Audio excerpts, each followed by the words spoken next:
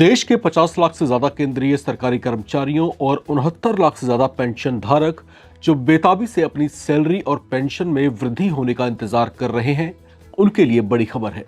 केंद्रीय वित्त मंत्रालय ने इस संबंध में 8वें वेतन आयोग में वेतनमान, वेतन, भत्ते और पेंशन संरचना से संबंधित प्रस्तावित बदलावों के बारे में जानकारी दी है। वित्त मंत्रालय ने केंद्रीय कर्मचारियों के लिए 8वें वेतन आयोग की सिफारिशों को लागू करने के लिए सरकार के रोड मैप पर भी चर्चा की है।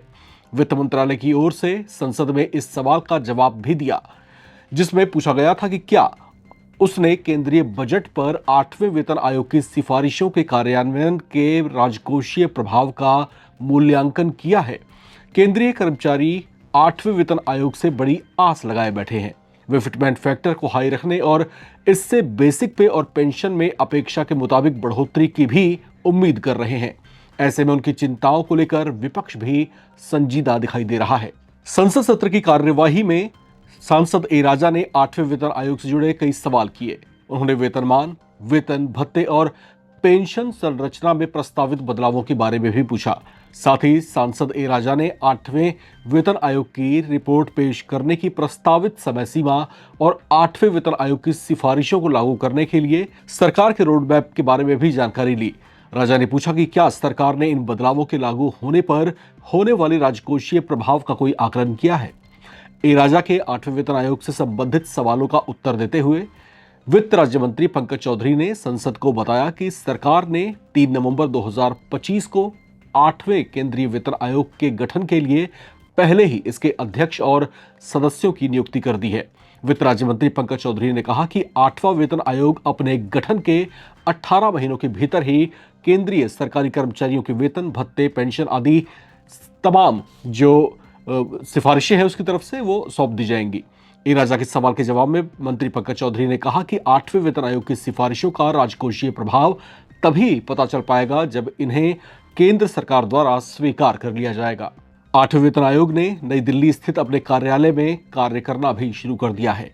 इसने 3 सदस्यों की नियुक्ति की है जो केंद्र सरकार के कर्मचारियों के वेतन, पेंशन, भत्ते और अन्य सेवा संबंधी मामलों की देखरेख कर रहे हैं। इस आयोग की अध्यक्षता सुप्रीम कोर्ट की पूर्व जस्टिस रंजना प्रकाश देसाई कर रही हैं, जबकि पुलक घोष इसके अंशकालिक सदस्य और पंकज जैन सचिव सदस्य के तौर पर इससे जुड़े हुए हैं। इन 3 नियुक्तियों के अलावा 8वें वेतन आयोग ने निदेशक, उप सचिव, अवर सचिव, पीएसओ, वरिष्ठ पीपीएस अधिकारी आदि पदों के लिए भी आवेदन आमंत्रित किए हैं।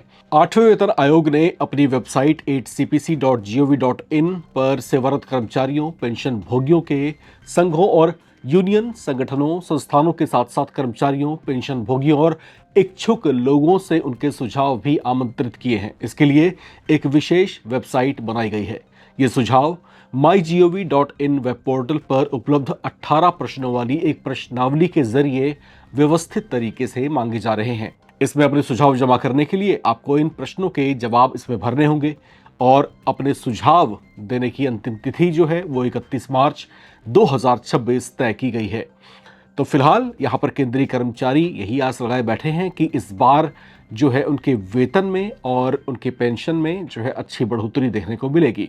साथ ही साथ उत्सुकता इस बात को जानने के लिए भी है कि ये लाभ क्या उनको 18 महीने की अवधि के बाद ही मिलने शुरू हो जाएंगे या फिर ऐसी भी कोई संभावना है कि ये जो तय समय सीमा है उससे पहले भी कुछ ऐसा हो सकता है, क्योंकि जो वेतन आयोग है उसको जो 18 महीने की अवधि दी गई है अपनी सिफारिशें जो है सरकार तक सबमिट कराने के लिए, वो अधिकतम अवधि है। यानी कि ये कोई कंपल्शन नहीं है कि 18 के 18 महीने वो यूटिलाइज करेंगे ही, उससे पहले भी वो अपनी सिफारिशों को सौंप सकते हैं। हालांकि वित्त राज्य मंत्री पंकज चौधरी ने यह स्पष्ट किया है कि अभी जो है इस पर काम चल रहा है। आयोग के सदस्य जो हैं इस पर अभी अपना काम कर रहे हैं, प्रक्रिया को पूरी करने की कोशिश कर रहे हैं, लेकिन ये जो है टाइम टेकन प्रोसेस है, इसमें समय लग सकता है। तो ऐसे में केंद्रीय कर्मचारियों को पूरा संयम बरतना होगा, धैर्य रखना होगा और यकीन माने आपका जो इंतज़ार है वो जो है मीठा इंतज़ार साबित होने वाला है।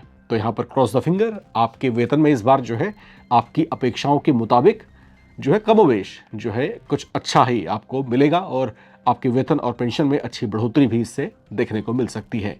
फिलहाल आपका इस पर क्या कहना है, आपकी क्या अपेक्षाएं हैं, आप सरकार तक अपनी बात को पहुंचाने के लिए किन पॉइंट्स को रेस करना चाहते हैं वो लिख करके हमारे कमेंट बॉक्स में आप शेयर कर सकते हैं। देखते रहें नवभारत टाइम्स।